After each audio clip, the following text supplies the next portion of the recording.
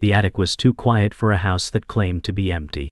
A shaft of dusk light bled through a crack in the warped wooden boards, dust shimmering like breath held too long. Caleb hadn't meant to find anything. He'd just followed the odd ticking. No one told him the old farmhouse had a heartbeat. He stepped over broken toys and yellowed boxes until he saw the glow. Faint, blue, pulsing. There beneath a wool blanket was an iPhone. Old, bind down, cracked, breathing like it was alive. He picked it up. It was warm. The screen lit with static, then sharpened. A room. A child's room. Pink wallpaper peeling. A crib. Mobile spinning above it. And the sound, soft breathing, shallow and rhythmic, like a lullaby sung from the grave. Caleb whispered, "Hello?" But no one answered. Instead a voice, a man's voice, somewhere off-screen, low and measured, said, "She's still watching." Caleb's hands trembled. That wasn't a recording. That was live. The timestamp flickered. Today's date. The baby didn't move, but the mobile kept spinning. Caleb whispered again, "Where is this room?" And then came the softest laugh, close to his ear, though no one was near him. That's when the light in the attic went out. Caleb stood frozen in the dark, the phone shaking in his grip. No footsteps. No wind. But the silence pressed on him like weight. His breathing felt foreign, too loud, like it didn't belong in this room. He lowered the phone slowly, afraid to look away. On screen, the mobile still turned. The crib was still empty. But the wallpaper looked different now, darker, wet in places. Like something had seeped through the wall behind it. Then came the second voice, a child's. "I'm not supposed to talk to you." A girl's voice. Soft. Controlled. Caleb's spine stiffened. "Who are you?" he whispered. Silence again. Then, a soft rattle. The mobile had stopped. But something else was swaying. The camera's perspective had shifted. It was being moved. Not by him, but by something in that room. The screen jerked, and for half a second, Caleb saw the mirror on the nursery wall. What he saw in it didn't match the room. He saw himself, holding the phone, standing in the crib's place. Caleb dropped the phone. The phone hit the floor but didn't break. Its screen stayed lit, now angled toward the ceiling rafters. Caleb stumbled back, his foot crunching over glass from an old frame. He dared not pick it up. He crouched, peering down at it. On screen, the camera angle had changed again. Something was holding it now. From above. The room on the screen panned slowly, capturing the corners, the crib, the peeling ceiling. Then it tilted, showing the floor, where two small feet now stood. Bare. Dull. Dirty. Windal. A girl, no older than 5, stood motionless. Eyes like glass marbles, fixed directly into the lens. Into him. She said nothing. But behind her, in the reflection of a wardrobe mirror, Caleb saw a second figure, taller, faceless, wrapped in a tattered black sheet. His heart pounded. The girl lifted one hand and pointed, not at the phone, but at Caleb himself. In his attic. In real time. He didn't move. She whispered, "You let him in." Caleb scrambled to his feet and bolted for the attic ladder. Each step down creaked like bones breaking. He didn't look back. Couldn't. The phone still lay upstairs, glowing like an eye refusing to blink. He slammed the attic hatch shut and locked it. The lock clicked, a sound that felt insufficient against whatever he'd seen. He rushed to the bathroom, splashed cold water on his face, trying to breathe. In the mirror, his face was pale. But behind him, over his shoulder, the blue glow returned. He turned, nothing there. No one. No sound. Just his pounding heartbeat. The reflection lingered, though. The glow hovered in the mirror, faint, as if embedded in the glass. Then his phone, his real one, buzzed in his pocket. One message, "Die." from an unknown number. Check the attic. It had been sent at the exact moment he'd slammed the door. Caleb's breath caught in his throat. He wasn't alone. He left the house that night. Didn't turn back. Just kept walking into the dark. But as he crossed the overgrown field beside the farmhouse, his real phone vibrated again. Another message. This time, a photo. It was from the attic feed. The same child's room. But now there was something new, written on the wall in what looked like ash or dirt. His name. Caleb. He froze mid-step. The wind picked up. Cold. Sharp. His breath fogged instantly. Then he realized something. The house behind him had no power. The phone he found was never his. And the attic? It was empty when he moved in. No furniture. No toys. No crib. The messages kept coming, each one darker than the last. The feed never stopped. It followed him. And the voice in his ear. It whispered again. She's still watching. He looked up. Every attic window in every house down the road, glowing blue. Caleb hadn't slept. Morning came, but the blue glow never left his mind. He sat in the kitchen, unmoving, the untouched coffee cooling beside him. The house was silent again, but not peaceful. It was the kind of silence that waits to be broken. His hands trembled without reason, as if something was about to fall, not outside, but inside him. On the table, his own phone buzzed again.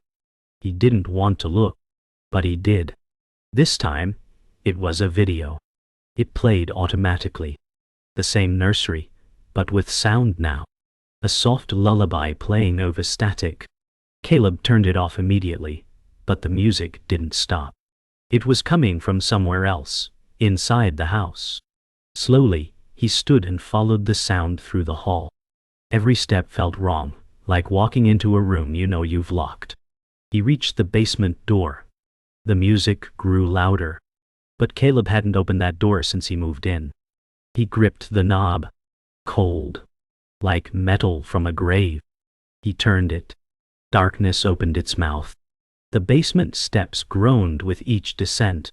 Caleb held his breath, one hand on the wall, the other gripping his phone like a weapon. The music was louder here. The lullaby looped again and again, mechanical and warped. The darkness felt thick, like breathing underwater. He reached the bottom and blinked. The room was empty. Just storage boxes and old furniture draped in sheets. But from beneath the largest tarp came a faint blinking light. Caleb moved closer. The air around him tightened. He pulled back the sheet. Another phone. Not the same one. Older. Covered in dust. Screen cracked. But it was on. Showing the same room. The same mobile. And the girl. She was closer now. Staring into the camera like she knew him. Caleb stepped back, but the screen shifted. It followed him. The girl's finger traced along the glass, matching his movement. Then she mouthed something. 2 words. He read her lips clearly. Find me. Caleb sat on the basement floor, unable to look away. 2 phones now. 2 live feeds. Both showing the same room, but at slightly different angles. Like 2 eyes. Watching. The girl stood in the center of both screens, unmoving, but her reflection in the mirrored wardrobe was different. It showed her pacing. Head tilted, lips moving. Caleb turned up the volume. Faint static. Then words. You left me. The voice wasn't a child's. It was too calm. Too slow. A man's voice. Caleb recoiled, pulling the phone away. But the screen changed. It flashed through images. Caleb as a child in front of a burning treehouse. Caleb in a hospital bed, unconscious. Caleb crying at a funeral. These weren't just memories. They were recordings. Someone had been watching him for years. His chest tightened. Who are you? He asked aloud. The phones went black. Then, slowly, The message appeared. She remembers what you forgot. The silence after the blackout was unbearable. Caleb climbed back upstairs, sweat clinging to his skin despite the chill. He needed answers. He began searching the house, drawers, closets, behind walls. He found boxes in the attic he hadn't noticed before. One was filled with Polaroids. Families. Smiling. All inside this house. Different years. Different people. But every image had something in common. In the corner of each photo, barely visible, was the same child's mobile, spinning above an unseen crib. Caleb's hands shook as he flipped through them. One photo showed the girl, standing beside the crib. No smile. Just eyes, hollow, wide, ancient. On the back of that photo, someone had written in faded ink, "She never left." Then he found a utility bill, dated 10 years earlier, addressed to a name he didn't recognize. Below it, in shaky handwriting, another note. "Do not go back downstairs." Caleb sat on the floor of the attic, surrounded by forgotten lives. The silence was no longer empty. It was full of memories he didn't own. The house had been watching others before him. He wasn't the first. And he wouldn't be the last. He flipped the photo again. The girl's eyes haunted him. Not because they were dead, but because they were aware. This wasn't a ghost. It was something older. Something that needed witnesses. Caleb stared at the writing. She never left. Then he understood. The mobile was never spinning on its own. It was part of her.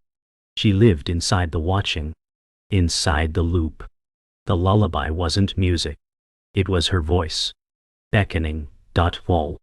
Always playing. Always waiting. Caleb whispered, "What do you want from me?" The attic floor creaked. He turned. The iPhone he'd left upstairs, the first one, was sitting behind him again.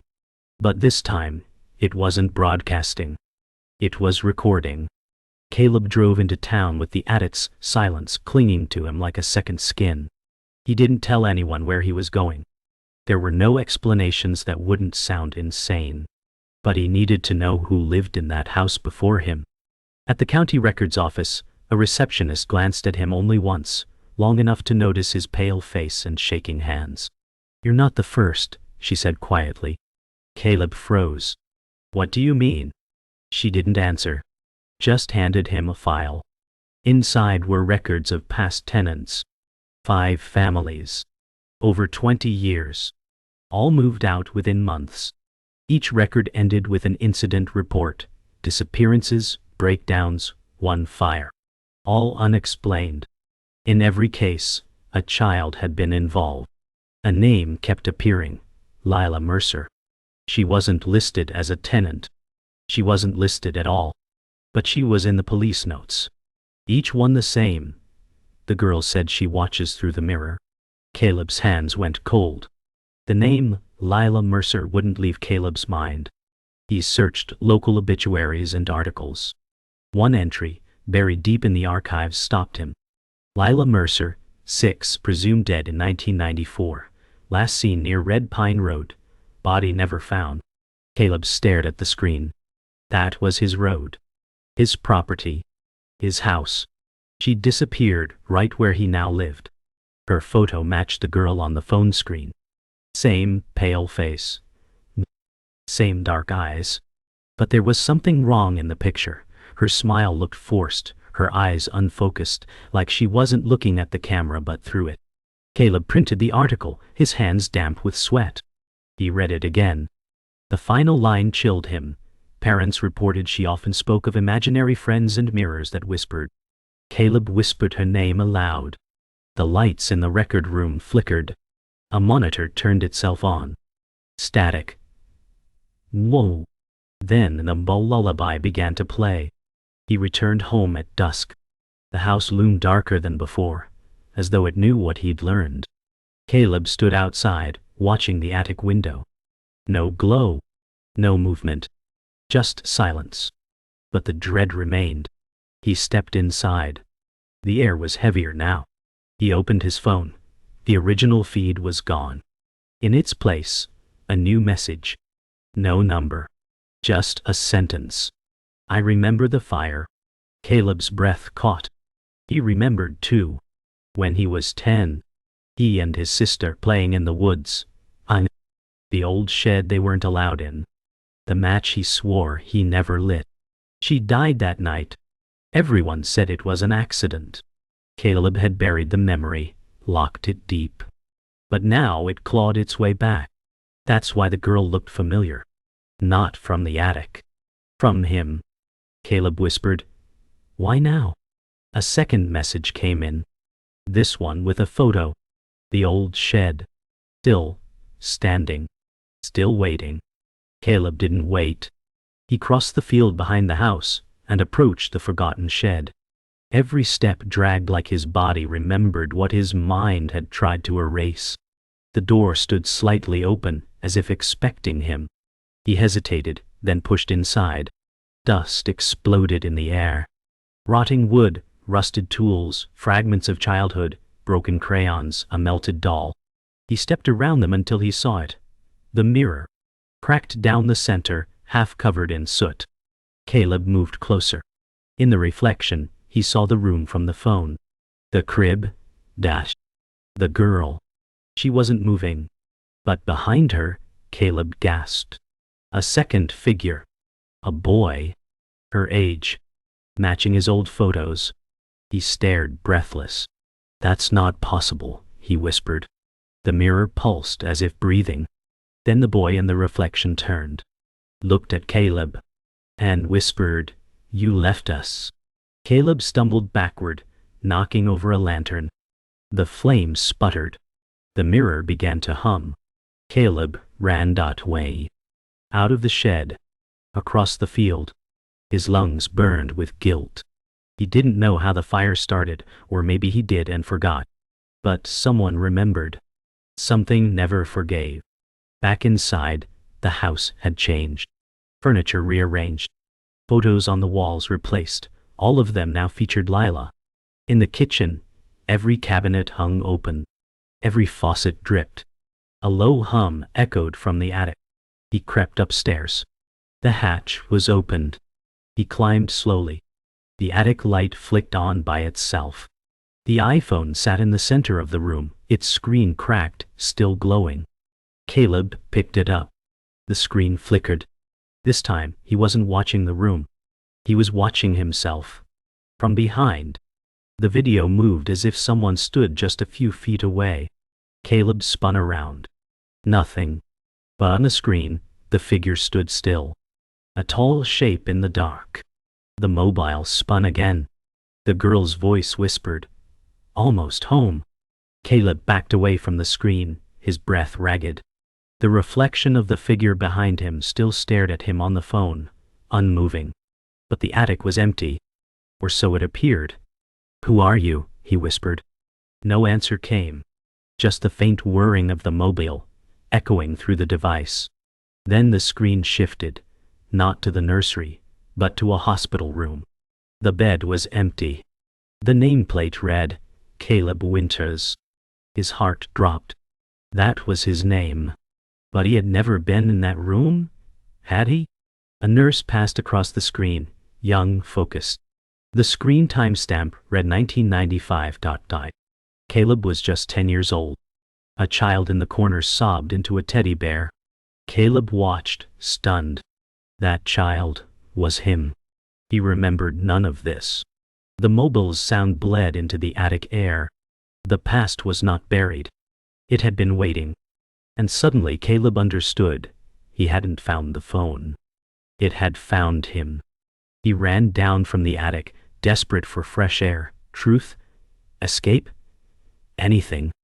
Outside, the sky had darkened unnaturally fast.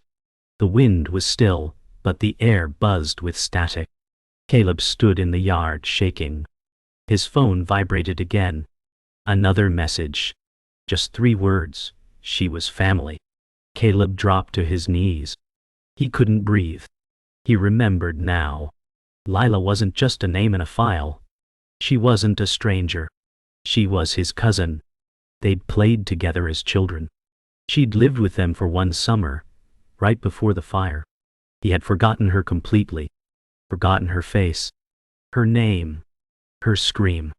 But she hadn't forgotten him. The mobile's tune now played from somewhere far off, yet somehow inside him. Caleb looked at the house. The attic window glowed faint blue again. And he knew the house hadn't wanted to hurt him.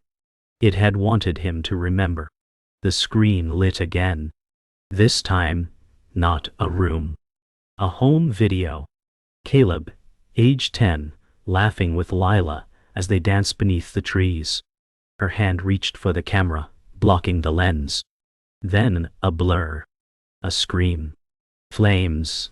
Magshol. The video glitched, looping her laughter over her scream. Caleb stared, trembling. A hidden part of him had always known. He didn't cause the fire, but he left her there.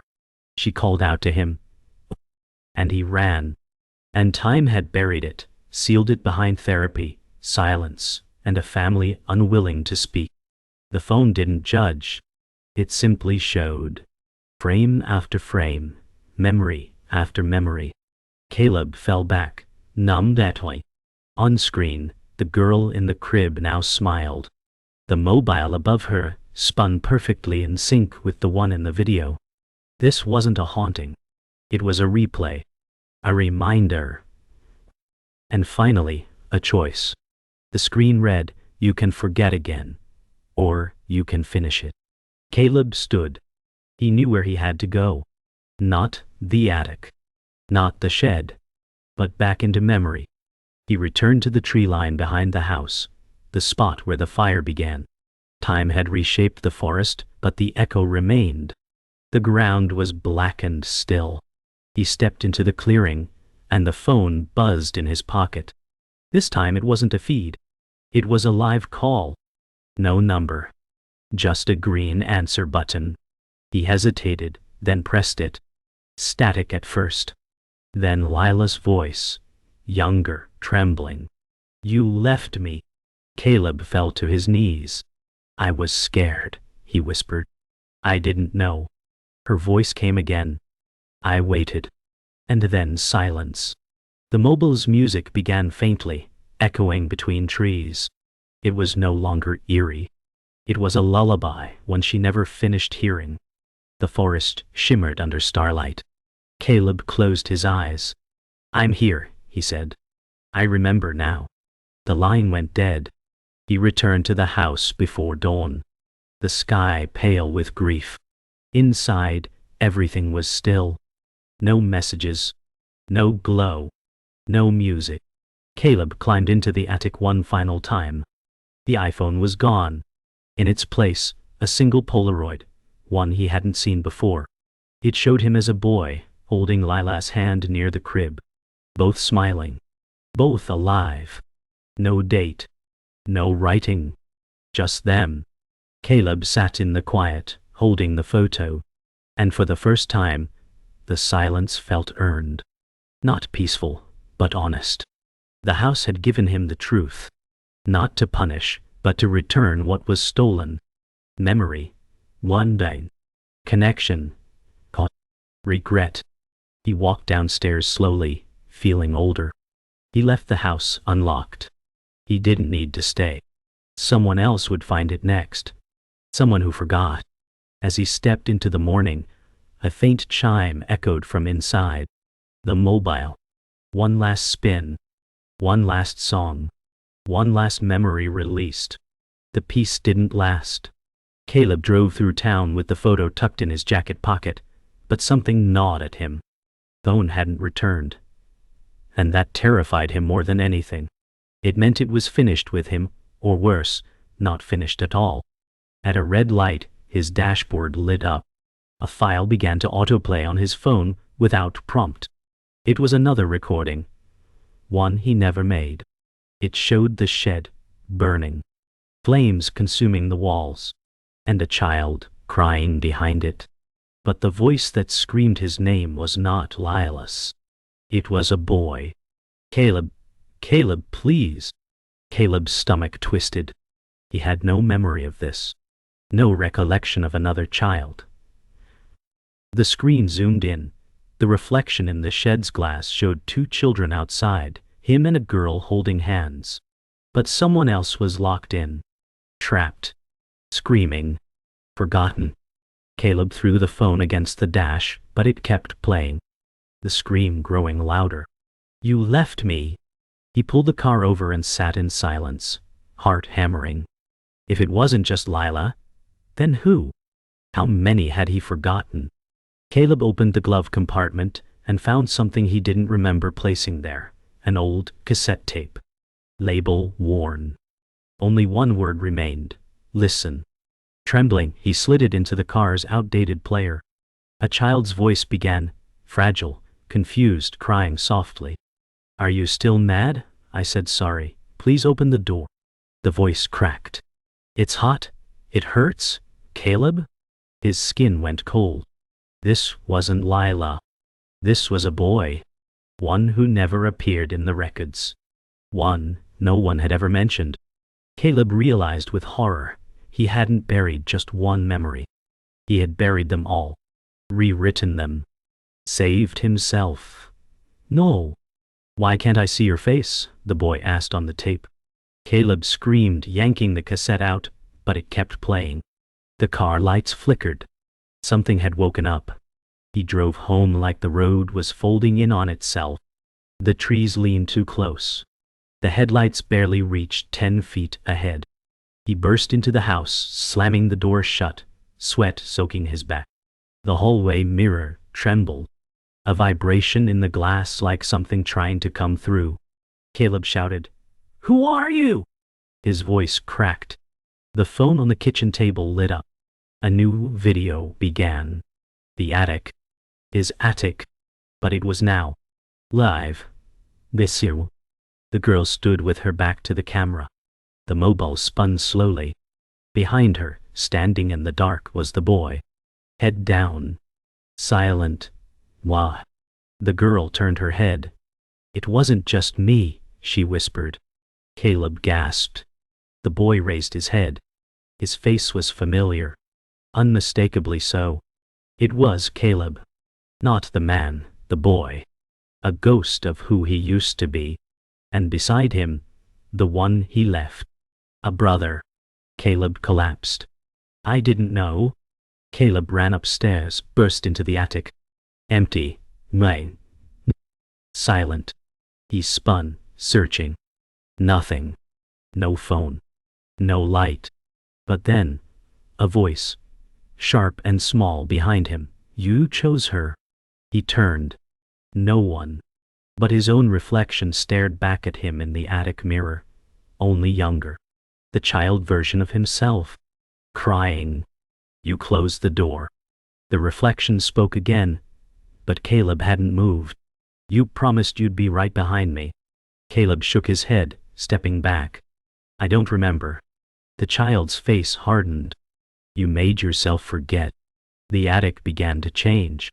The wallpaper reappeared. Pink light. Faded stars. The mobile above him spun slowly. The crib rebuilt itself, piece by piece. Caleb stood in the middle of memory. The attic wasn't just haunted. It was the room. The one he never should have left. The mirror pulsed. The reflection flickered. Caleb whispered, "What do I do?" The boy said, "Let us out." He approached the mirror, breath shallow, reaching toward the glass. The child mirrored his movements. The attic pulsed with energy, the air thick and static charged. The phone buzzed on the floor beside him. One last message. Remember everything. Caleb closed his eyes. Images came like a flood. The fire. The shed. The locked door. His brother screaming. His cousin crying. His own face, full of fear, running away from the smoke.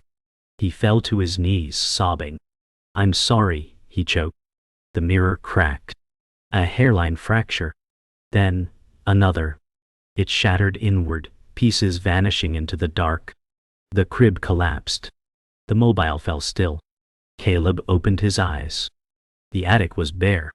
Silent. Tight. And then, A sound. Footsteps down the hallway. Small. Unknown. Soft. Caleb stood. A voice no longer angry whispered gently, "Thank you." He walked toward the stairs, not with fear, but with something else, the weight of truth. And the cost of release. The house was silent again, but not empty. Not anymore. Caleb sat at the kitchen table, his fingers loosely wrapped around a mug of cold coffee. He hadn't touched it. He hadn't spoken. The attic was quiet. The mirror gone. The phone no longer buzzed. But the absence wasn't peace. It was aftermath. His chest ached with a strange hollowness. Not grief. Not fear. Something in between. Outside, the wind moved the trees without sound, like ghosts returning to their roots. Caleb looked down at the photo still in his pocket, the Polaroid of him and Lila as children. Her smile now looked different. Real. Why? Like she had been freed. He didn't know what happened to the boy, or what part of himself had been lost in that attic. But something was gone. Something sacred. Something shameful. Truth doesn't come clean. It tears through you, and leaves you staring at yourself with no one else left to blame. Later that day, he returned to the shed. It wasn't a monument, just a ruin. Rotting wood. Burnt corners. Cold ashes buried in dirt. But this time, Caleb didn't approach it to fight the memory. He approached to witness it. He stood still, letting the air settle around him. The shed didn't whisper. Didn't creak. Didn't accuse. It just existed. As did the truth. The trees rustled, and the leaves danced gently in sunlight, but his mind didn't drift. He stayed present. At the edge of the ruin, he knelt down and placed the photo, the Polaroid of them, beneath a flat stone. Not to bury it. To mark it. This is where it happened. Where something was lost, and something else was born. Not redemption, but remembrance. He whispered, "I remember you." A breeze passed his shoulders, lighter than air. For a second, the silence smiled. Caleb packed his bags the next morning. No urgency. No fear. Just a quiet certainty that he didn't belong there anymore. The house had given him what it needed to. It wasn't his to keep. The key rested on the counter, waiting for someone else. The attic door remained open, and the mobile, now motionless, lay beside the hatch. Caleb didn't take it. He left it there, like an offering. Some memories need roots. He closed each door slowly, touched the walls like farewells. As he stepped outside, the morning fog crawled across the field like a curtain descending. He turned back only once, and for a moment, he thought he saw two small figures watching from the window. Not haunting, just observing. Witnesses, like he had become. He whispered, "Thank you." No answer came, but none was needed. The silence finally made sense. He didn't tell anyone. There were no police reports. No confessions. Some truths live outside language. He moved into a small apartment on the edge of town. Quiet, clean. But every mirror he passed held his reflection longer than it should. Not sinister, just lingering. He bought a new phone, but it never felt new. Every buzz sent a chill up his spine. Every lullaby in a store made him stop breathing for half a second. But it faded, slowly. Not into forgetting, but into knowing. He kept the photo on his desk. He never framed it. Just let it sit there, open and honest. The attic, the girl, the boy, they weren't gone. They were part of him now. Not stories. Not ghosts. Just echoes of a version of him he once buried. And now, he lived with them. Not haunted. Just human. One night, weeks later, he found himself awake at 3:17 a.m., unable to sleep. He sat by the window, watching the city glow in silence. Then, his phone lit up. No buzz. No alert. Just light. A new file appeared. No name. No source. Just a thumbnail of the mobile spinning. Caleb didn't touch it.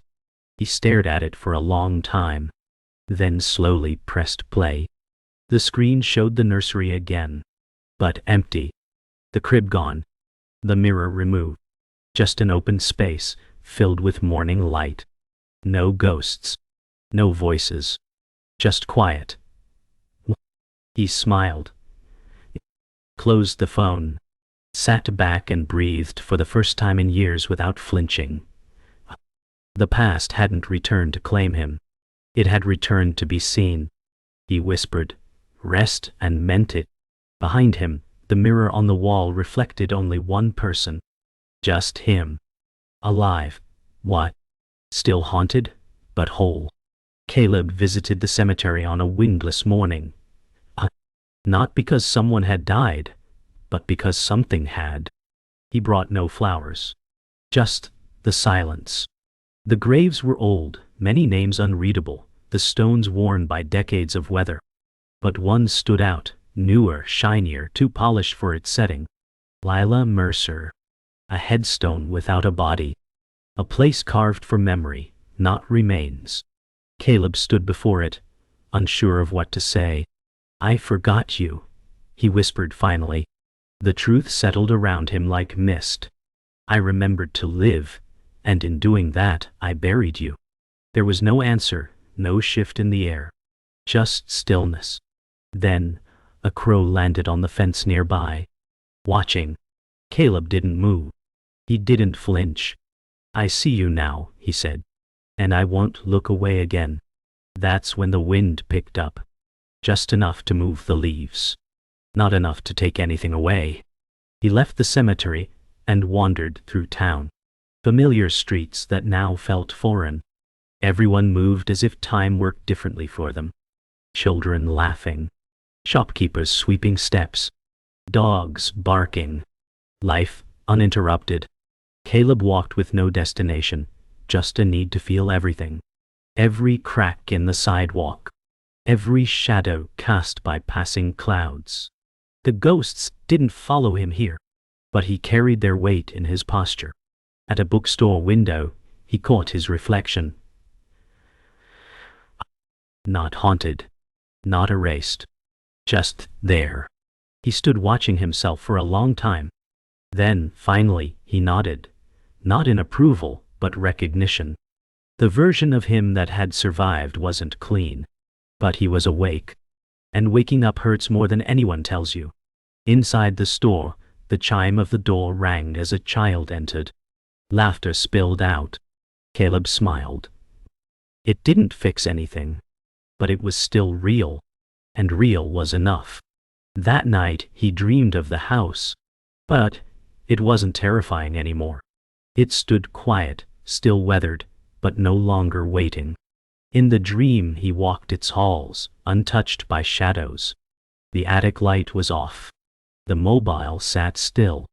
He passed the nursery and paused. The door creaked open gently. Inside, the crib was gone. Just an empty room painted in soft light. On the windowsill, two small figurines sat side by side. A boy and a girl, carved from wood. Caleb reached out but didn't touch them. Instead, he looked out the window. The forest was peaceful. The shed gone. No fires. Just wind moving across tall grass. A voice whispered behind him, not asking for help, not angry. Just saying goodbye. "Thank you." When he turned, the room was empty. He woke up crying.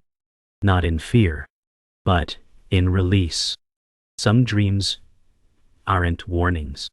They're endings. In the weeks that followed, Caleb kept living. He returned to work.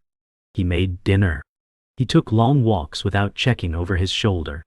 The world didn't ask for his pain. It just made space for him to carry it. Every now and then he would hear a melody in the wind, soft, almost like the mobile song. He didn't flinch. He listened. He didn't chase answers anymore. He had found something better. Clarity. It didn't come with closure. It came with scars. but they no longer controlled him. One afternoon, he sat by the lake's edge, watching ducks glide across the water. A child nearby hummed a familiar tune. He turned. Just a little girl playing in the grass. When she saw him, she smiled and waved. He waved back. Not everything is a message. Sometimes, it's just a moment. He exhaled. The breath he hadn't realized he'd been holding all his life. 1 year later, the phone arrived again. Not his. Not mailed. Just placed. On a bench outside his apartment. Cracked. Familiar. DOS. Still. He sat across from it for a long time. Never touched it. Just looked. It didn't glow. Didn't hum. It simply waited. And so did he. Finally, he reached over, turned it face down, and left it there. Not because he feared what it held, but because he no longer needed to see. The knowing lived in him now. As he walked away, he whispered something no one heard. A single breath. I forgive you. Whether it was for them, or for himself, didn't matter. The silence didn't answer. The street remained still. But in the window of a passing car, his reflection looked back at him. Older. Scarred. Awake. Whole. Wah. That was the last time he saw the phone. But not the last time he remembered.